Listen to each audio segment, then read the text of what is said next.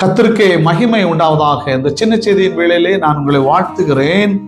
பெலிஸ்தனோடு யுத்தம் பண்ணுவேன் என்ற தலைப்பை ஆண்டவராகிய இயேசு கிறிஸ்து உணர்த்தின பிரகாரமாக சிந்திக்கலாம் என்று வாஞ்சிக்கிறேன். 1 சாமுவேல் 17வது அதிகாரம் 32வது வசனம், தாவீது சவுலை நோக்கி, இவன் நிமித்தம் ஒருவனுடைய இருதயம் கலங்க வேண்டியதில்லை. இவன் என்று சொன்னால் கோலியாத், பெலிஸ்தனாகிய கோலியாத் அவ்வப்போது வந்து இஸ்ரவேலின் தேவனாகிய கர்த்தரை அவர் நிந்தித்தான், அவன் ஏளனம் பண்ணினான். இதை இந்த தாவீதால சகிக்க முடியல. அருமையானவர்களே, யுத்தத்தை பார்க்கிற ஒரு குழந்தையாக, ஒரு வாலிபனாக அவன் இருந்தான். அண்ணமாரை போய் பார்த்துட்டு வாடான்னு சொல்லி அப்பா அனுப்பின காரியத்தை தான் செய்து வரணும். ஆனால் இவன் ஆராதிக்கும் தேவனாகிய கர்த்தரை நிந்திப்பதை இவனால் சகிக்க முடியவில்லை.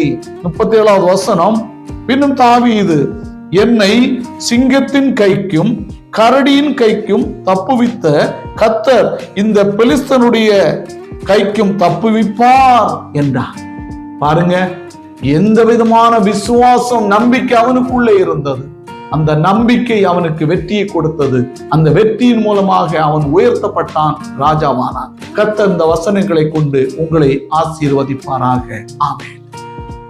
எங்களை அழைத்து ஆசீர்வதிக்கிறதான நல்ல ஆண்டவரே, தாவீதுக்கு இருக்கிறதான ஒரு நம்பிக்கையை இந்த செய்தியை பார்க்கிறதான பிள்ளையுடைய வாழ்க்கையிலும் கொடுக்க வேண்டும் என்று ஜெபிக்கிறோம்.